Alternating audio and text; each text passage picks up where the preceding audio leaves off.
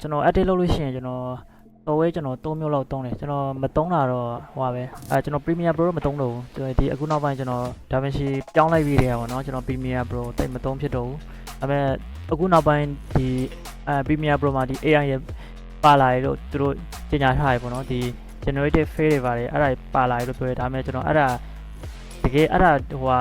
launch လုပ်ပြီဆိုလို့ရှိရင်ပေါ့နော်သုံးကြည့်ရင်ပေါ့နော်ဖက်တော့ထွက်နေပြီတွေ့ဒါပေမဲ့ပြီးမှပဲဝေသုံးကြည့်ဖို့လို့ရှိရပေါ့နော်အဲ့ဒီ Premiere Pro အခုလက်ရှိကျွန်တော်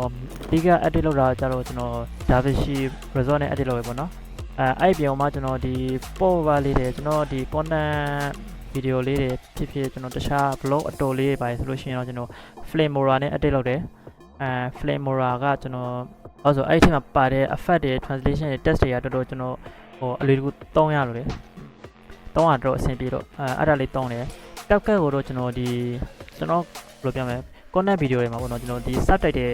ထိုးတဲ့ခါကြားလို့ရှိရင်လည်းအဲ့ဒီကျွန်တော် CapCut ကိုတုံးရပါဆိုလို့ရှိရင်အဲ့ CapCut မှာ subtitle တွေထိုးလိုက်မယ်ဆိုလို့ရှိရင်ကျွန်တော်ဟို